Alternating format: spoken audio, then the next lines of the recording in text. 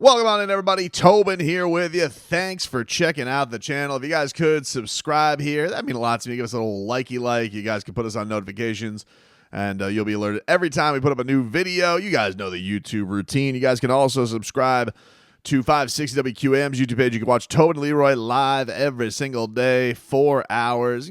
Take some commercials. And get in on the chicanery and get in on the chat. We take your questions, your comments, your fat shaming, whatever you guys want to do. Feel free to get involved there. We are there. We're going to be live at spring training tomorrow in Jupiter. Very excited as I record this a little after 7 p.m. on a Thursday night. Tyreek Hill has requested an apology to Miami Dolphins general manager Chris Grier. He tweets out today, as you guys can see here, I was told to send all Grier apologies under this tweet. And if you guys have had your head in the sand, and I imagine as loyal Dolphins that you are, you probably have been a-buzzing with all the notifications. The Miami Dolphins made another one of their splashy signings today as they signed cornerback Kendall Fuller to a 2-year deal. Could be worth up to $16.5 million. Cornerback is slated to be basically the replacement of Xavier Howard, who had a nice year for Washington last year. The metrics people love him. He was an slot corner, moved outside, can move all around here in the bob and weave Anthony Weaver defense. And so it has been a signing that has come through with a lot of positive praise. And this defense is starting to come together. We have seen the maneuvers, the moves to replace a lot of pieces that have left. Now, there is obviously a very, very big one that we, I'm not quite sure if they have filled the shoes or even have started to fill the shoes of one Christian Wilkins, because if you saw it today, he did officially sign with the Las Vegas Raiders. He put on the silver and black, and yeah, that wasn't fun to see. And I kind of get when you see the first thing that happens in free agency is one of your best draft picks, a sure thing, a guy who's reached the heights, basically is leaving at the peak of his powers, and you're getting nothing but a compensatory pick for it. I understand the anger. I'm not even saying it's unwarranted to know that Christian Wilkins is going to be playing in another uniform, and especially when you know the back and forth, the negotiations being as strong as they were. And, maybe even a part of this, emotions got the best of the front office because, front offices, I don't think like to lose on deals with like this. They like to feel like, nope, we have our value of a guy, and that's that. And I don't know where the replacement yet is going to come. There's been some familiar faces they've brought back today. So maybe they're hoping that this is a year where they can hold up enough and Zach Sealer can kind of be the star up front there, and we'll see. But on the other end of things, I mean, if you look at the other places, because everybody was making note of the volume that was leaving this defense, you look at Fuller, upgrade over Xavier Howard. I mean, you would say probably at the part of the career that he's at, and, the health, the production, yeah, probably, especially for the price, and you knew what Howard was going to try and command and all that type of stuff. So, yeah, probably. You would say probably an upgrade, especially with all the breakdowns that X was having over the last couple of years. It hurts, of course, to lose a legend, and damn, I think he should be in the Ring of Honor, Xavier Howard. Some people are out here claiming that he's the best in the back, best cornerback to ever do it.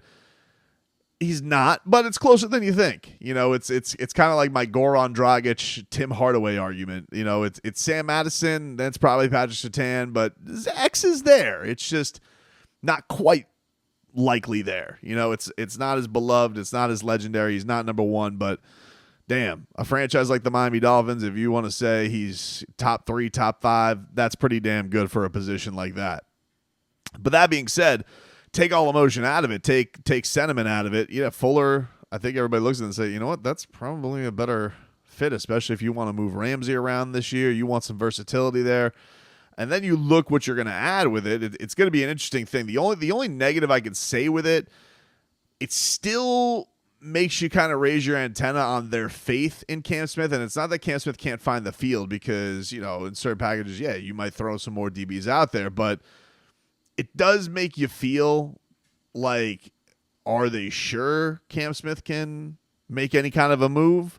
Because they brought Nick Needham back. I'd imagine Kader Kohu is going to be fighting for a big-time spot. We still got Mr. Intangibles Lightning himself, Ethan Bonner, who we kind of got to see. They brought in this dude, Neal, who's more of a special teamer.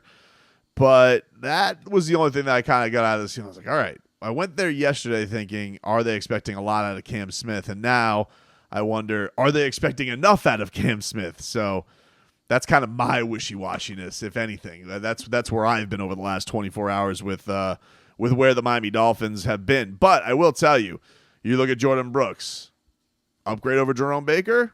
Definitely. I mean, numbers-wise, he was talking today. I mean, he was saying one thing. Omar Kelly had asked him a question about his explosiveness, and he had said something that I hadn't heard from him. I didn't know this, floating around. I don't know if you guys saw it on the tweets, but he had said that he thinks he's one of the fastest players in the NFL. Explosiveness. I think I said in another interview that I personally think I'm one of the fastest guys in the NFL, not linebackers, but players, period.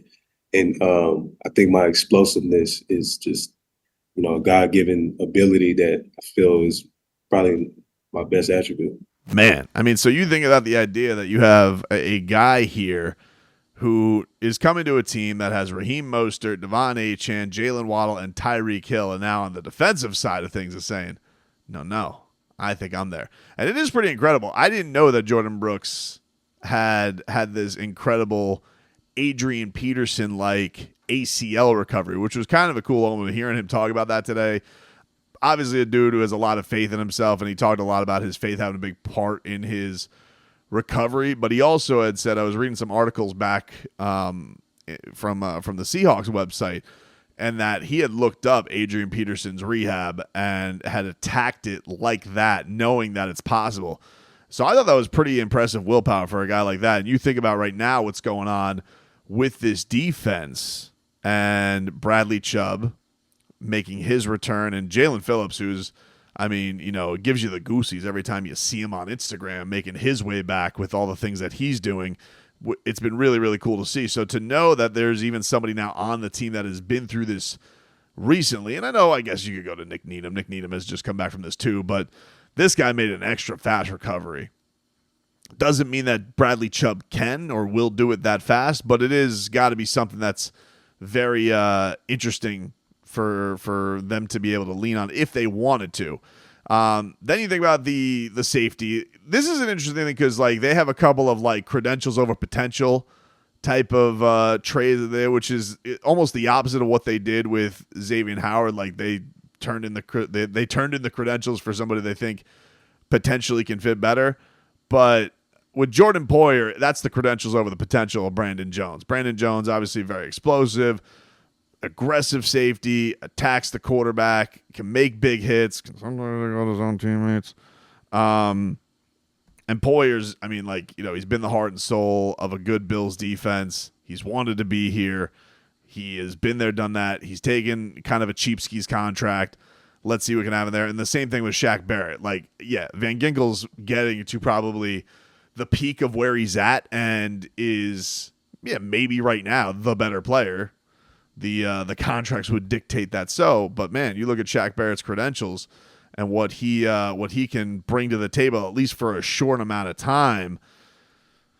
I think you could hang with that. And so that's why I think Tyreek Hill saying that the Grier apologies are needed. I still get the anger, and I still think that Chris Grier does need to nail this draft. I don't know what side of the ball they go on. If you were to look and say where the holes are, you could probably go either O-line, D-line, pick a spot in those trenches, and you're not going to find a lot of weaknesses, and they can go trenches almost the whole way through. On offense, probably one more receiver with size is a place you want to go. They signed some, potential with some tight ends today, some skilled tight ends that played with Tyreek Hill in Kansas City. So that's a potential with Jody Fortson being added to the thing. But I'm very, very curious because I think that is almost going to make or break whether Chris Grier gets the apology that Tyreek Hill so deems is already necessary. And it's interesting because, there's some people who are like, listen, when we win a playoff game, I'll apologize. There are some other things that are like out there, and there's a lot of people who are not taking the admit that they were wrong. One guy says, I will admit I overreacted and called Grier out when we lost Wilkins at AVG, but I admit I was wrong giving up on him. He is just cooked once again. So there are people out there that are impressed that they have been able to do this. And who knows? They may not be done. They may not be done. There could be more things in the holster down the line, but so far this has been after a rotten day one, things have shaped out pretty nicely for Miami.